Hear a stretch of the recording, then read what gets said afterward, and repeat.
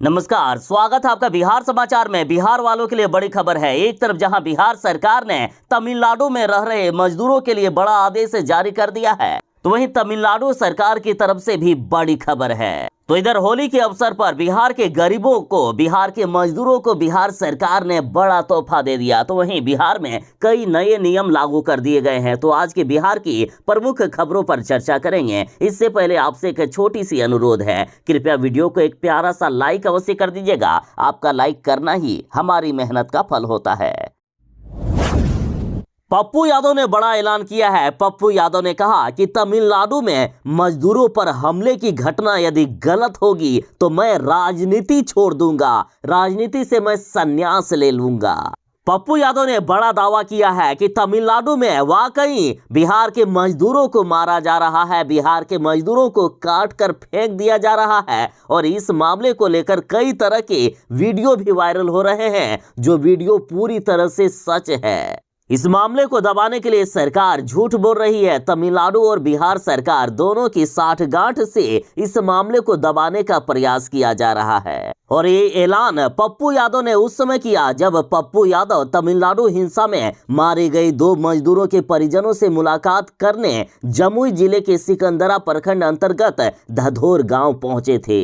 पप्पू यादव ने परिवार को हर संभव मदद दिलाने का भरोसा दिया है। साथ ही पवन की पत्नी नेहा देवी को 25,000 रुपए आर्थिक मदद के रूप में दिए। साथ ही पप्पू यादव ने उनके 2 भाइयों को निजी कंपनी में नौकरी दिलाने का आश्वासन भी दिया। और इस दौरान पप्पू यादव ने कहा है कि यदि तमिलनाडु में मजदूरों पर हो रहे हमले यदि झूठा साबित होता है तो वे राजनीति छोड़ देंगे। इन्होंने कहा कि तमिलनाडु में 100% बिहार के मजदूरों को मारा जा रहा है। साथ ही नीतीश कुमार जी से पप्पू यादव ने आग्रह की है कि जिस जांच टीम को तमिलनाडु भेजी गई है उन पर ज्यादा भरोसा ना किया जाए, क्योंकि जांच टीम वहां की सरकार से मिलकर झूठी रिपोर्ट भेज देगी। साथ ही नीतीश कुमार जी से आग्रह किया गया है कि वह एक बार खुद धधोर व सिकंदरा पहुंचे और मृतक के परिजनों से मुलाकात करें। बिहार से जन अधिकार पार्टी के पप्पू यादव ने बड़ा ऐलान कर दिया है कि तमिलनाडु में रह रहे जो भी बिहारी वापस आना चाहते हैं उन्हें मैं अपने खर्चे से बिहार लाने का काम करूंगा। पप्पू यादव ने कहा कि मैं खुद कल या परसों तमिलनाडु जाऊंगा और वहां से जितने भी मजदूर आना चाहते हैं तो चाहे उन्हें किसी भी माध्यम से लाना पड़े, चाहे ट्रेन से लाना पड़े या फिर उसके लिए बस हमें रिजर्व करना पड़े या प्लेन रिजर्व करना पड़े, मैं हर वो प्रयास करूंगा और सभी बिहारियों को वापस लेने का काम करूंगा। जो भी बिहारी वापस आना चाहते हैं हमसे संपर्क कर सकते हैं। साथ ही पप्पू यादव ने यह भी ऐलान किया कि 1 पैसा भी बिहार के मजदूरों का नहीं लगेगा, सारा खर्चा मैं उठाऊंगा। बिहार के मजदूर यदि खुद से आना चाहते हैं तो वे तमिलनाडु में जहां भी हैं वहां उनको मैं पैसा भेजने का काम करूंगा, बस हमसे संपर्क करें आप। तो आपकी जानकारी के लिए बता दें कि पप्पू यादव से संपर्क करने के सारे उपाय इंटरनेट पे आपको मिल जाएंगे। इंटरनेट पे आपको पप्पू यादव का मोबाइल नंबर भी मिल जाएगा। साथ ही जन अधिकार पार्टी के ऑफिस पर भी आप कॉल कर सकते हैं। इंटरनेट पे सारे नंबर दिए गए हैं। मैं इन सभी नंबरों को सार्वजनिक नहीं कर रहा हूं, आपसे रिक्वेस्ट कर रहा हूं कि संपर्क करना चाहते हैं तो इंटरनेट पर सर्च करें। बिहार के मुख्यमंत्री नीतीश कुमार जी ने बड़ा ऐलान कर दिया है कि हर घर नल जल योजना की गड़बड़ी को वे अब खुद देखेंगे। उन्हें अब किसी भी अधिकारी पर उतना भरोसा नहीं रहा, क्योंकि लगातार हर प्रकार की कोशिश करने के बाद भी बिहार में हर घर नल जल योजना में लगातार गड़बड़ी सामने आती है और अब इसे बिहार के मुख्यमंत्री नीतीश कुमार जी खुद देखने वाले हैं। साथ ही मुख्यमंत्री नीतीश कुमार जी ने यह भी ऐलान कर दिए कि बिहार की लड़कियों की पढ़ाई लिखाई में किसी भी तरह का कोई भी दिक्कत हो तो सीधा मुझसे बात की जाए, सीधा मुझे बताया जाए। मुख्यमंत्री नीतीश कुमार जी बोले हैं कि यदि किसी भी बच्ची को पढ़ाई लिखाई में दिक्कत हो रही है तो वो सीधा मुझे बताया जाए। हम बच्चियों की पढ़ाई लिखाई में किसी तरह की अड़चन नहीं आने देंगे। बिहार के नीतीश सरकार इंटर पास करने वाली बच्चियों को 25-25 हजार रुपये दे रही है, तो वहीं जिन्होंने ग्रेजुएशन पास कर लिया है उन्हें 50 हजार रुपये तक की राशि दे रही है। तो वहीं इस बार के बजट में भी प्रावधान किया गया है कि बिहार की विधवा महिलाओं को अब बिहार सरकार 25 हजार रुपये की राशि देगी। साथ ही पुलिस की नौकरियों में बिहार की बेटियों के लिए 33% आरक्षण का प्रावधान कर दिया गया है। और साथ ही यदि बिहार की बेटियां यूपीएससी या बीपीएससी की तैयारी करना चाहती है तो उनके पढ़ाई लिखाई का खर्चा बिहार सरकार उठाएगी। बीपीएससी या यूपीएससी की तैयारी करने वाली छात्राओं को बिहार सरकार 1.5 लाख रुपए तक देने वाली है। और साथ ही बिहार की बेटियों के लिए बिहार सरकार ने कई तरह की अन्य योजनाएं भी चलाए हैं। बिहार में 7वें चरण की शिक्षक बहाली प्रक्रिया बस शुरू ही होने वाली है। बिहार के शिक्षा मंत्री जी ने नियोजन नियमावली पर दस्तखत भी कर दिया है। साथ ही शिक्षा मंत्री जी ने बड़ा ऐलान किया कि 7वें चरण में होगी उर्दू शिक्षकों की बहाली।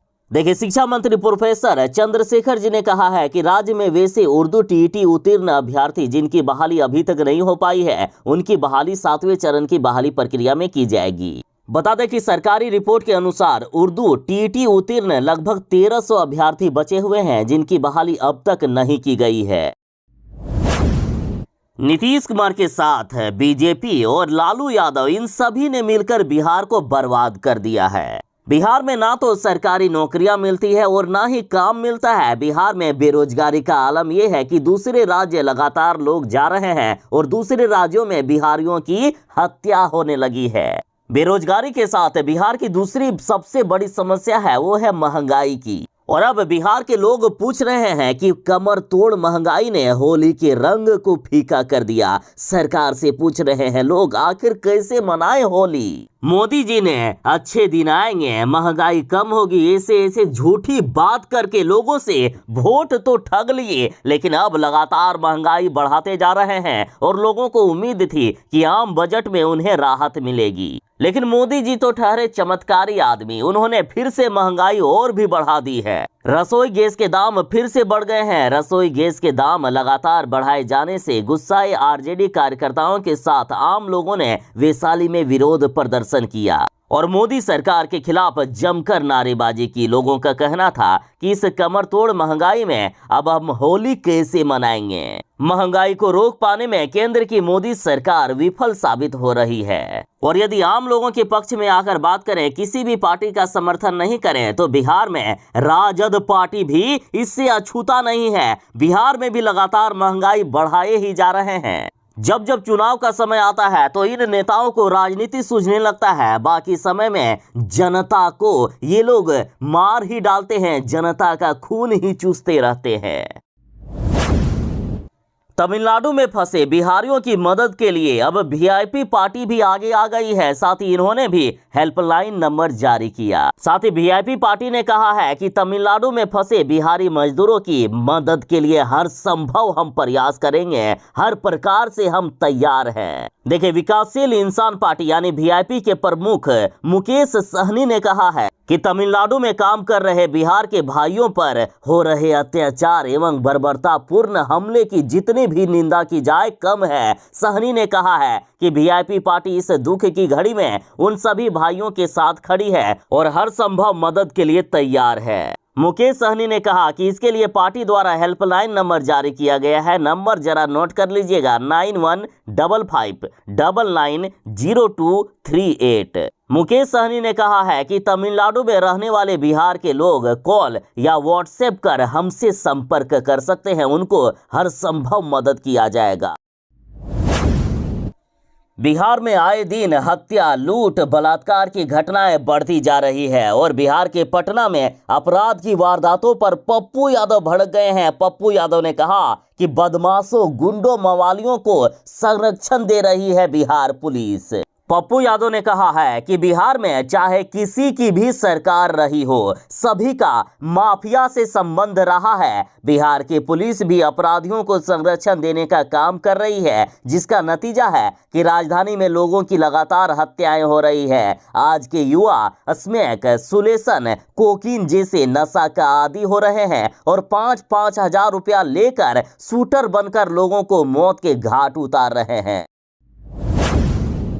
होली में अश्लील गाने बजाए तो इस बार बिहार की पुलिस नहीं छोड़ेगी। साथ ही डीजे वाले बाबू का नहीं बजेगा गाना। पुलिस ने अभी तक जब्त कर लिए हैं 111 डीजे। अगर आप भी ये गलती करोगे तो डीजे जब्त कर लिया जाएगा। देखिए, होली के हुड़दंग को रोकने के लिए पुलिस ने बड़ा अभियान शुरू किया है। पुलिस एक एक गाँव में छापेमारी कर डीजे और मशीन को जब्त कर रही है। एसपी स्वर्ण प्रभात के निर्देश पर एक साथ पुलिस की चली छापेमारी से हड़कंप मच गया है और साथ ही डीजे बजाकर हुड़दंग करने वाले पर तत्काल कार्रवाई करते हुए गिरफ्तार भी करने का आदेश दे दिया गया है। और साथ ही एसपी का कहना है कि डीजे पर बिहार में पूर्ण प्रतिबंध है। एसपी स्वर्ण प्रभात ने कहा कि होली में डीजे पर पूर्ण प्रतिबंध है, इसलिए जहां डीजे बजाने की सूचना मिल रही है वहां पुलिस छापेमारी कर डीजे को जब्त कर रही है।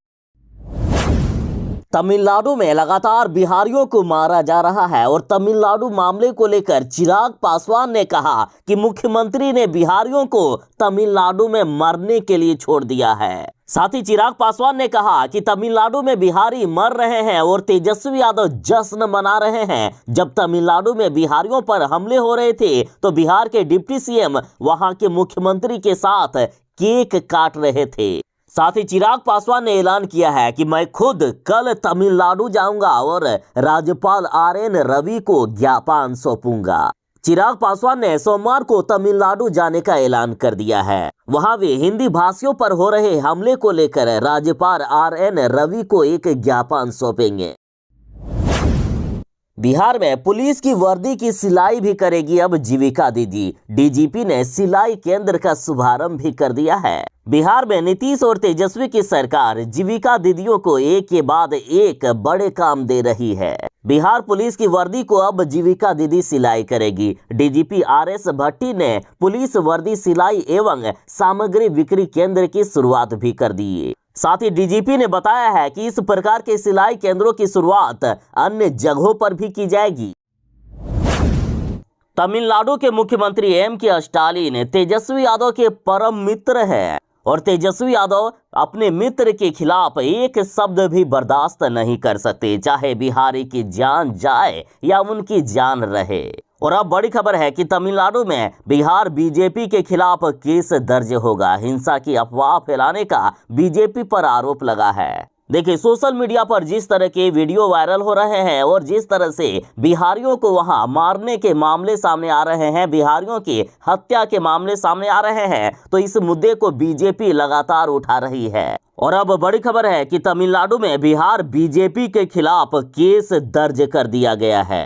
देखिए, सोशल मीडिया पर कई तरह के वीडियो वायरल हो रहे हैं, साथ ही कई तरह की बातें सामने आ रही है, जिसमें से ये कहा जा रहा है कि तमिलनाडु में बिहारियों को मारा जा रहा है, बिहारियों की हत्या की जा रही है। तो इन सभी मुद्दों को बीजेपी ने खूब जोरों शोरों से उठाया, लेकिन इस मामले में अब बीजेपी खुद फंस गई है। तमिलनाडु पुलिस ने बिहार बीजेपी के खिलाफ केस दर्ज किया है और इसमें मजदूरों से हिंसा के मुद्दे पर अफवाह फैलाने का आरोप लगा है और इस बात की जानकारी चेन्नई पुलिस ने खुद दी है। दरअसल तमिलनाडु पुलिस ने बिहार बीजेपी के ट्विटर अकाउंट होल्डर के खिलाफ केस दर्ज कर दिया है।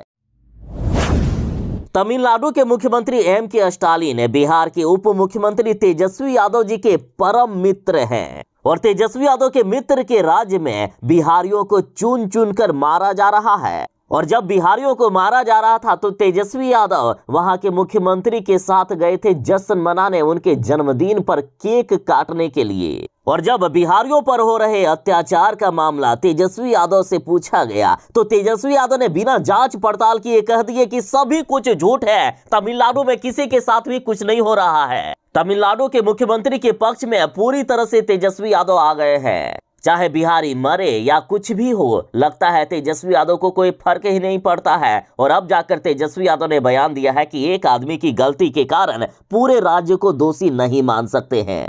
इससे पहले विधानसभा में तेजस्वी यादव ने इन सारे मामलों को झूठा करार दिया है। तो इधर प्रशांत किशोर ने दावा किया है कि तेजस्वी यादव बिल्कुल ही झूठ बोलने का काम कर रहे हैं। 2 दिनों के अंदर मैं तमिलनाडु हिंसा का वीडियो जारी करूंगा। साथ ही इधर प्रशांत किशोर ने कहा है कि बिहार में बेरोजगारी के कारण होने वाला पलायन एक बड़ी समस्या है। हर पंचायत से 500 से 1000 लड़के बिहार से बाहर जा रहे हैं मजदूरी करने के लिए। आमतौर पर समझा जाता था कि बेरोजगारी और पलायन गरीब लोगों के लिए समस्या है, लेकिन देखने में ये आया है कि मध्यम वर्गीय परिवारों में भी बेरोजगारी एक बड़ी समस्या है। बिहार में ज्यादातर लोगों ने मान लिया है कि परिवार का युवा परिवार के साथ रह ही नहीं सकता, उन्हें बाहर जाना ही होगा काम करने के लिए। बिहार का युवा बाहर जाता है काम करने के लिए और साल में एक बार ही वापस आता है, जो एक बहुत गंभीर समस्या है। तमिलनाडु में बिहारियों में काफी दहशत का माहौल है। लगातार लोग वहां से डर के बिहार भाग रहे हैं और साथ ही बिहार लौटने के दौरान ट्रेनों में भी कई लोगों को मारने के मामले सामने आए हैं। और इसी बीच बड़ी खबर है कि तमिलनाडु के मुख्यमंत्री ने बिहार के मुख्यमंत्री नीतीश कुमार जी को फोन किया और तमिलनाडु के मुख्यमंत्री ने भरोसा दिलाया है कि बिहारी भाइयों की सुरक्षा से कोई भी खिलवाड़ नहीं कर सकता। हमारे यहाँ बिहारी भाई बिल्कुल सुरक्षित हैं। इन्होंने कहा कि किसी भी प्रवासी मजदूर को हमारे यहाँ डरने की आवश्यकता नहीं है। साथ ही तमिलनाडु के मुख्यमंत्री ने कहा कि अगर कोई आपको धमकी देता है तो हेल्पलाइन पर कॉल करें। तमिलनाडु सरकार और लोग हमारे प्रवासी भाइयों की रक्षा के लिए खड़े होंगे। साथ ही तमिलनाडु के मुख्यमंत्री ने कहा है कि सभी उत्तर भारतीय हमारे विकास में योगदान कर रहे हैं, उन्हें डरने की कोई आवश्यकता नहीं है। साथ ही तमिलनाडु के गवर्नर ने ट्वीट करके कहा है कि किसी को घबराने की जरूरत नहीं है, उत्तर भारतीय यहाँ बिल्कुल सुरक्षित हैं। राज्यपाल ने कहा कि तमिलनाडु के लोग बहुत अच्छे एवं मिलनसार हैं तथा राज्य सरकार उन्हें सुरक्षा प्रदान करने हेतु प्रतिबद्ध है।